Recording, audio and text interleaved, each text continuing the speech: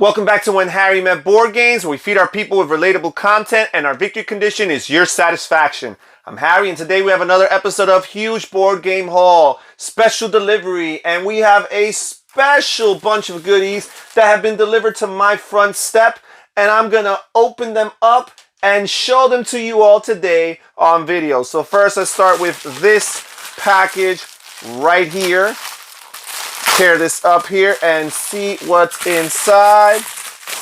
And we've got Space Base by John D. Clare of Mystic Vale fame. This is an intergalactic dice game of fleet management for 2 to 5 space commodores. So this game here, again, mentions it's for 2 to 5 players.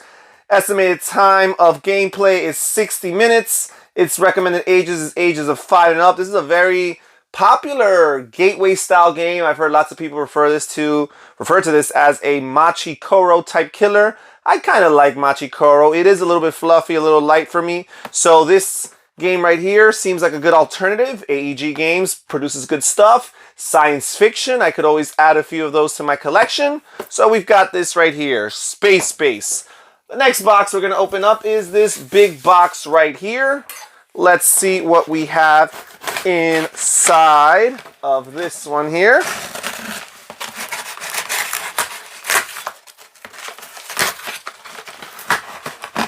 Alrighties.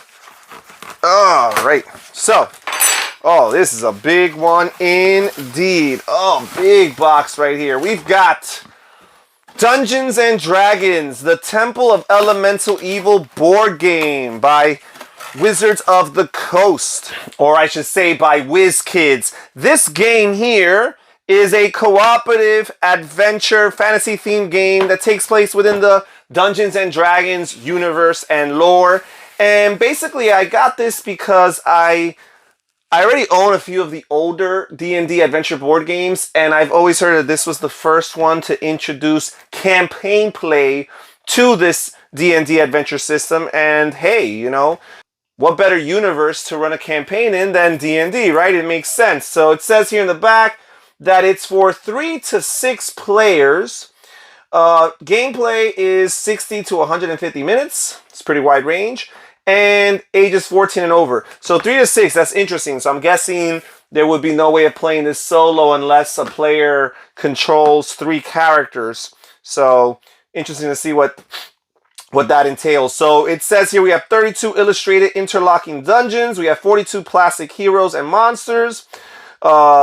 We have 200 encounter monster and treasure cards, 280 markers, tokens, and we have a 20-sided die. No D&D game would be complete without a D20, right? So it says here, in the Temple of Elemental Evil board game, you play a heroic adventurer with amazing abilities, spells, and magic weapons. You must explore the dungeons beneath the Sword Coast, where you will fight monsters, overcome hazards, and find treasure. Are you ready for adventure? All right, I think we are. And here you see on the bottom the picture of the original 3, the first trilogy in the Dungeons and Dragons adventure board game series, Castles of Ravenloft, The Legend of Drizzt, and The Wrath of Ashardalon. All right, so let's set this aside and see what else we have in today's group of games. So this box, whenever you see these boxes on my unboxings, there's a really good chance that this was a product that I purchased used on BGG's Geek Market from a user there. And that's the case with this one here. So let's see what we have here. We've got Roombound, the Frozen Wastes standalone expansion. So this is really exciting. People who follow this channel know I'm a big fan of Roombound, and I've kind of become obsessed with finding the whole series or the whole collection of expansions, albeit at a very good price. I had to get a pretty good deal. And I got this game for a really good price, and it's still in shrink wrap, actually. It's the first Roombound product that I've bought still in shrink wrap. So I'm very, very excited about that. So basically every big box expansion of Roombound brings its own board and a bunch of different adventure cards and market cards that you use to go and add items and weapons and allies to your band.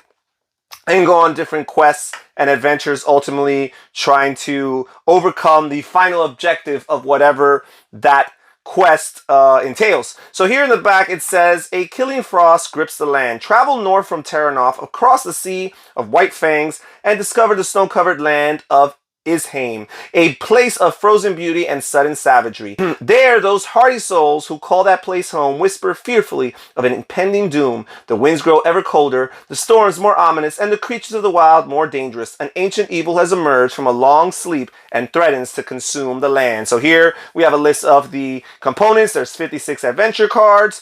We have 18 legendary cards, 29 princess clue cards. That sounds interesting. There's 6 new heroes with their own cards and hero figures, miniatures. We have 5 weather tiles. So apparently weather is introduced to this game as some type of mechanism or element to the game. 48 frost and white death counters. So I'm very excited about adding this to my Roombound collection. And I think I am only one big box short of having all of the big boxes for Roombound. I have a bunch of the small pack expansions as well, but I have 4 out of the 5 big box expansions. Okay, so there's that. Let's see what else we have here. Alrighties. Here we go. Alright. Ooh, okay. I'm excited about this. This is No Thank You Evil, a game of make-believe for creative kids and their families. And this is basically like an RPG-like adventure game for children, right? It says here ages 5 to infinity, right? You can never be too old to play this game. Players 2 to 5 or the whole family. Time 30 minutes to as long as you'd like to. 30 minutes to as long as you'd like to. Okay, so you could keep on playing. So this is really cool. Again, this is for kids. I introduced my son to the Starport RPG not too long ago. You should check them out on Instagram. And he really, really liked it. He likes to use his imagination. He likes the concept of RPG-like games. So I figured we would I would investigate and find some other things out there in the market. And I found this right here. It's kind of like an RPG, but at the same time, a board game. So, yep, it's really cool. No Thank You Evil. All right, let's see what else we have. We still have a bunch of packages to open, so there's still good stuff to come. And here we go. Right here we have, Wingspan, the European expansion. So we have been loving Wingspan here in this household. We only have the base game until now. The Oceania expansion came out a while back, but we still have not gotten that one because we're just getting the European expansion for the first time here. And it's so cool because it adds these purple eggs. And everybody knows that these colored eggs, the color makes has no bearing on the actual gameplay, but they look so beautiful, right? So we have these purple eggs to add. In this first expansion of Wingspan, we increase the scope of the world to include the regal, beautiful, and varied birds of Europe. These birds feature a variety of new abilities, include a number of birds with round end abilities, that's cool. Abilities that increase interaction between players, that's always awesome. And birds that benefit from excess cards or food. All right, really cool. Along with new bonus cards. They're designed, new bonus cards. That's awesome. They're designed to be shuffled into the original deck of cards and cards from future expansions. Awesome, awesome, awesome. So yeah, I'm really excited about this. It includes an additional tray for storing the growing collection of birds. Really, really cool. 81 bird cards here, 15 egg miniatures, 5 new bonus cards, 4 Automa cards for solo play. I really enjoy the Automa mode in this game. So really, really cool. Wingspan, the European expansion. So let's see what else we have right here. Here we have Elder Sign, Omens of Ice expansion. And I've been enjoying myself some Elder Sign. Elder Sign is one of those games that I sneak in a couple solo plays pretty much every month, which for me is a lot. So here you explore the frozen north. So that seems to be a recurring theme in today's unboxing, right? Some fantastical game where you're exploring the frozen north, kind of like the frozen wastes in Roombound. So here it says, an archaeological expedition from the prestigious Miskatonic University has vanished in the frozen wilds of Alaska. Now a team of intrepid investigators from Arkham must brave strange storms and unthinkable horrors to find them and confront the ancient darkness that they have awakened. So this is an expansion. You do need the base game of Elder Sign. So I believe this is my 3rd or 4th expansion that I purchased for Elder Sign. It's a really good base game. I love the system. I know it's been re-implemented with a Marvel theme in recent times or years, but Elder Sign, still a fun game for me to play and explore. So let's see what else we have here. We still have a couple more packages, and in this one we have Tiny Epic Tactics, a tactical combat game by Scott Alms. And this game is so cool because the board is 3-dimensional. So even within this little tiny box, there are enough other smaller boxes that you stack onto one another in order to make 3-dimensional terrain. I just love that concept.